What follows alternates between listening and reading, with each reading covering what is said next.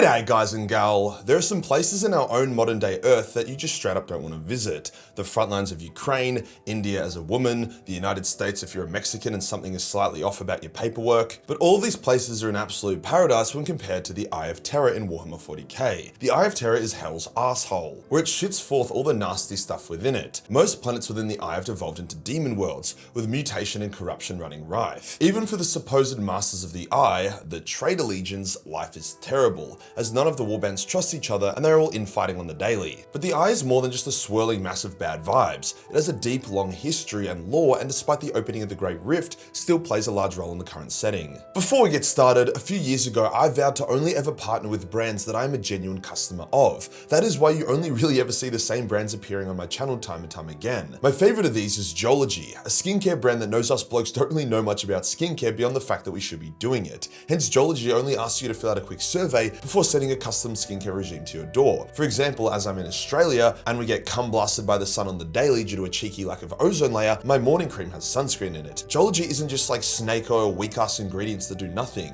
like beeswax or rat foreskin. They only use scientifically backed effective ingredients. My girlfriends always beg me to try get them some Majorkill for free because the ingredients are better than most girl skincare items. With 38 awards and over 10,000 5-star reviews, I believe it. I mean, my own experience speaks for itself. My skin looks better now than it did 5 years ago, and a massive contributor to that was Majorkill. They also have a range of awesome, nice smelling hygiene products such as shampoos, deodorants, and body washes. So to get 70% off your first custom skincare set, as well as a free gift and up to 50% off an additional product, then use my link, QR code on screen, or code Majorkill70. Cheers to Majorkill for sponsoring this video. Today we'll go over the lore of the Eye of Terror, detailing its origins, its purpose, the attempts to eliminate it as a threat, and what role it currently plays. Let's get into it.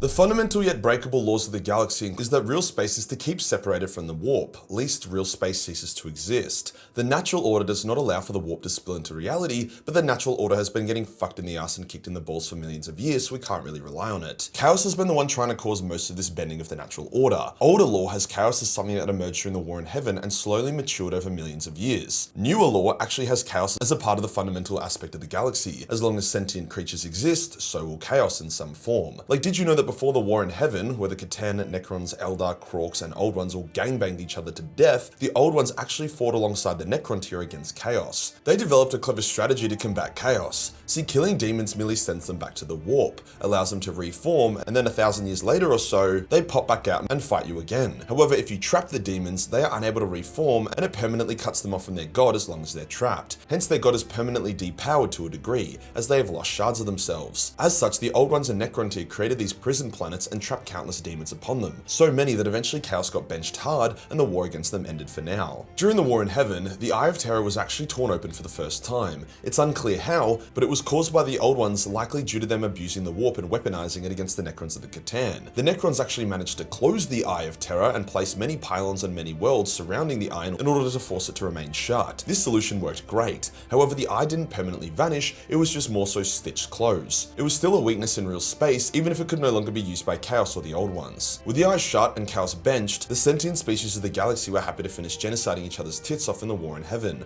resulting in the Catan becoming Pokemon, the Old Ones going extinct, the Necrons going to hibernation, the Kroaks devolving into orcs, and the Eldar Empire reigning supreme for 60 million years or so. With the Eldar controlling real space and the Eldar gods controlling the warp, chaos was kind of fucked and couldn't do a whole lot on the main stage, more so fighting petty wars in the Chaos realms or influencing Xeno empires far away from the gaze of the Eldar. The Eldar Empire actually formed around where the Eye of Terror used to be. Perhaps the warp levels in the area were higher, thus made them more powerful. Perhaps chaos subtly manipulated them to set up shop there. Either way, it would bite them in the ass extremely hard. After 60 million years of galactic domination as well as infinite reincarnations, the Eldar had begun to get bored. To sate their boredom, they engaged in not so wholesome behaviors, heavy drug use, sex cults, sacrifice, and so on. As the Eldar are highly sensitive and psychic, as more and more Eldar engaged in these acts of debauchery, it began to spread like an infection, kinda like a snowball effect. It wasn't like every Eldar world was just one big blood orgy. However, enough Eldar were engaging in it that the new Chaos God Slaanesh began to form. Instead of Eldar souls going to the warp to be reincarnated, they would now be taken by the dormant Slaanesh to fuel her birth. The Eldar gods were powerless to intervene due to Assaman cutting them off from real space to stop Cain from killing the Eldar. Some Eldar noticed the rot and fled in craft worlds. Others fled earlier to become the Exodites. Some were even ignorant to what was happening and just minded their own business. Some tried to resist and form warrior cults to prepare to fight Slaanesh upon her birth. Either way, Slaanesh was indeed born, the psychic scream of her birth killing a shitload of Eldar instantly. Many more survived, however every single world in the Eldar Empire within range of the Eye of Terror was instantly overrun with demons who tore the Eldar apart. Attempts to kill Slaanesh failed as she consumed the Eldar gods one by one. The power of her birth actually managed to reopen the Eye of Terror, and a lot more damage would have been done if it wasn't for the Necron pylons, who managed to contain its reopening and ensure its size didn't get too big. You may be wondering how it even reopened in the first place with the presence of the pylons, and I believe that is due to 3 factors. First is that over time, due to natural disasters or whatever, some pylons will have lost efficacy or even been destroyed. Secondly, the Eldar who took over the worlds that had pylons present would have destroyed the pylons, as it was the technology of the enemy.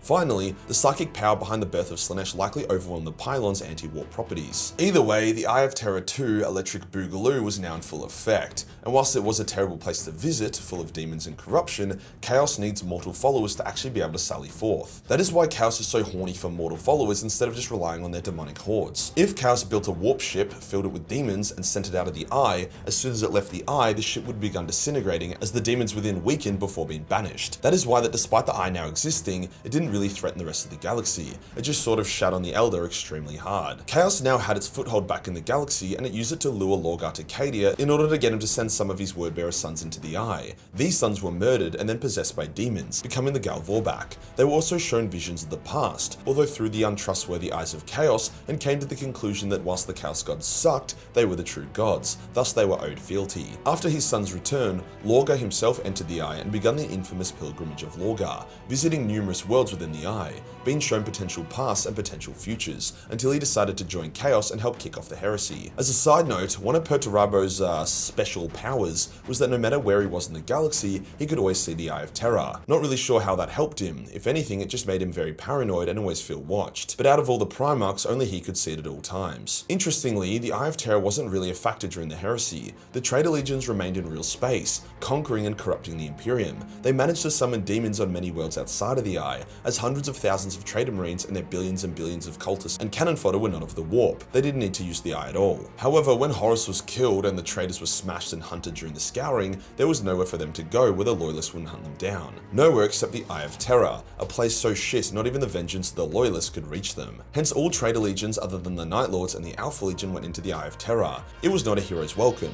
Chaos had lost cohesion and the gods were content to fuck with each other, hence the Traitor Legions devolved into infighting, unable to take out their frustration on the Imperium, so mostly just took turns on attacking the Sons of Horus, blaming them for the heresy and how shit everything was. Various worlds were taken and turned into new homeworlds. Billions of mortal Chaos cultists were taken into the Eye to be used as new recruits, slaves or fleshlights. The Eye was alive with activity for the first time since its reopening, but the activities were shit. Honestly, if it wasn't for Abaddon creating the Black Legion and instilling some sense of order into the Eye via smacking the other legions and creating genuine supply chains and systems, then no great Chaos force would ever be able to form and threaten the Imperium again. Ironic that the only time Chaos is a threat is when it imposes some kind of order on itself. Although the Eye does not make for an ideal place to raise armies, since it isn't entirely in the warp, it can still be worked with. Gene Seed must be kept protected so it doesn't mutate and become unusable, hence the process of making more Chaos Gene Seed is challenging, with Chaos Marines often just stealing Loyalist Gene Seed instead, which yes, does mean that many Chaos Astartes are using Loyalist Gene Seed, showing that it's not about the Gene Seed, it's about the Marine. Another issue is recruitment stock. Due to the degraded genetics of the Chaos cultists that live within the Eye, it's also harder to find genetically compatible humans within the Eye of Terror. Couple that with a generally low population due to the low quality of living and high mortality rate, makes the recruitment process for Traitor Marines in the Eye very poor. Thus why Chaos is always relying on demon hordes and bullshit hacks to threaten the Imperium as opposed to large Traitor Legions. The Dark Mechanicum does pump out a lot of gear for the traitors, but once again, quality raw material and large manufactoriums are a challenge in the Eye. Hence most of the Traitor Legion's best war machines and gear is shit that was made during the Great Crusade. I mentioned before that the Night Lords and Alpha Legion didn't go to the Eye of Terror. Where did they go instead? Well, most of the Night Lords died in the heresy, with many others ditching the Legion to do their own shit. However, the largest bulk went to Sagwelsa, where they proceeded to get ass fucked by the Ultramarines and broken up into scattered warbands. The Alpha Legion also scattered, however a large collection of them fled east, where they were also attacked by the Ultramarines and then scattered into small warbands. Basically, if a Traitor Legion wanted to gather in Legion strength, they had to do it within the Eye, otherwise the Imperium would try to destroy them. With the Great Rift opened, is the Eye of Terror now redundant? Well, not really. The Great Rift isn't just a bigger Eye of Terror. If you fly into the Great Rift, you basically get spat out somewhere else random or enter the warp. There isn't a sense of basic stability like the Eye has. Many Traitor Legion homeworlds are also still in the Eye, and they use them for training, recruitment, mustering, and so on. When mustered, they can then now fly down the channel of the Great Rift and pop out to attack Imperial worlds. It basically means that instead of having to brave the Cadian Gate and suffer massive casualties trying to attack the Imperium, they can pop out and attack it from countless different fronts. How about closing the Eye? Is that something that can still be realistically achieved? Well, the Imperium almost did it during the fall of Cadia before Abaddon blew it up. They did this by turbocharging the pylons. However, with the pylons now gone, it's going to be a hell of a task. The Imperium doesn't yet have the capacity to attempt it. However, Call is trying to figure out how to make new pylons. The Elder are dealing with their own shit, the Tau barely even know what the warp is, the Orcs love war so don't want anything to slow it down. However, the Silent King has returned and hates the warp, so there's that. Also, the Nids aren't keen on it either, but beyond just eating everything, they probably don't have much of a plan. Probably the most ill-fated attempt to cleanse the Eye was the Abyssal Crusade, where dozens of loyal chapters were sent into the Eye to try kill all traitors within it. It went about as well as expected.